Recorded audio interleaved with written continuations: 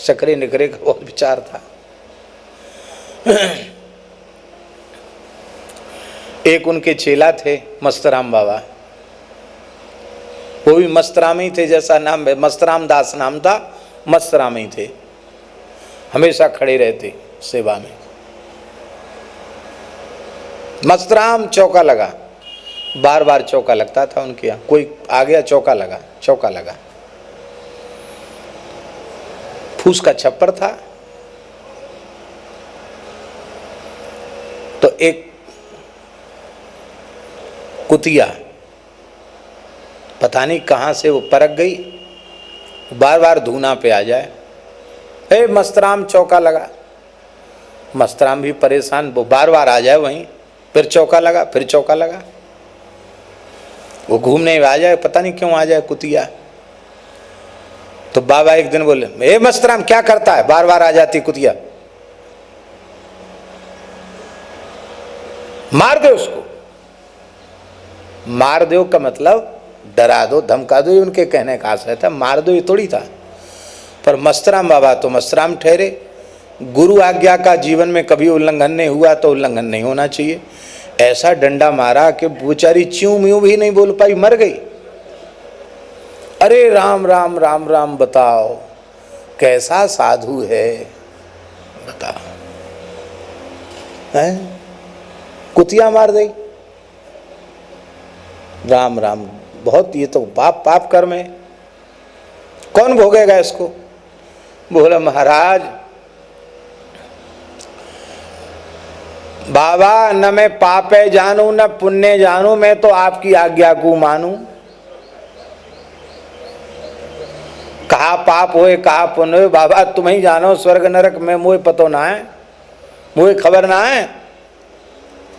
बाबा बोले भैया ये तो निश्चय हो गया, हाथ खड़े कर दिया ने, तो अब इसको बेचारे को इसका अपराध भोगना पड़े, ये ठीक नहीं।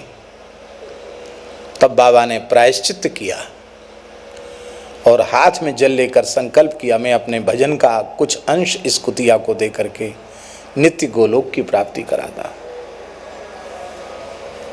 उसका।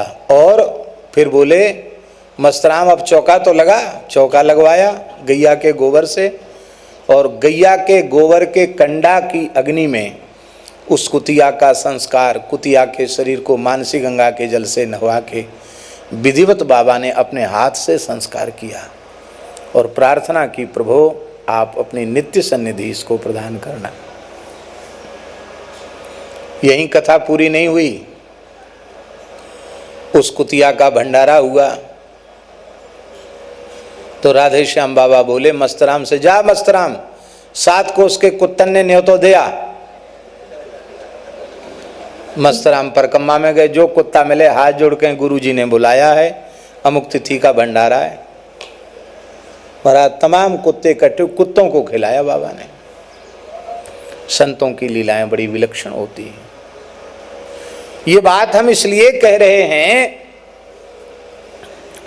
इसलिए हम कह रहे हैं ये बात कि आपको कोई लग जाए तो खूब जप कर सकता है, इसमें कोई संदेह, कोई इसमें आश्चर्य की बात नहीं है।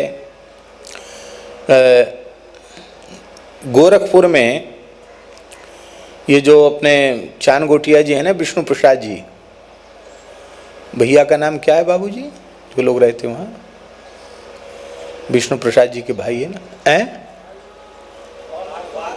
बाल मुकुंद जी, उनके पिताजी की बात है। पिताजी का नाम क्या था, शायद महावीर जी नाम था, क्या था, जो भी, उन बाल मुकुंद जी के पिताजी की बात है।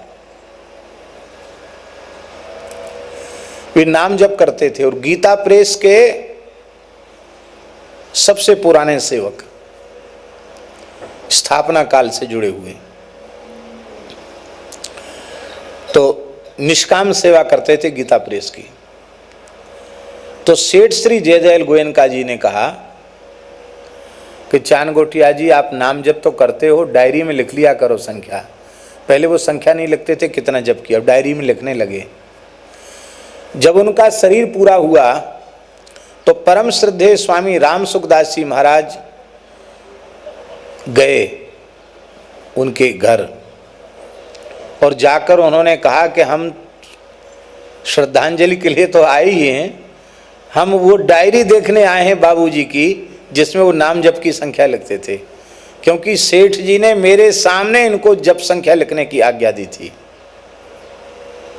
महाराज डायरी में देखा नाम जप की संख्या तो 450 करोड़ से अधिक नाम जप की संख्या उनकी डायरी में लिखी। भाई कितनी? 450 करोड़, माने 4 अरब 50 करोड़ है। यही हुआ ना, यही हुआ। राम राम जपते थे।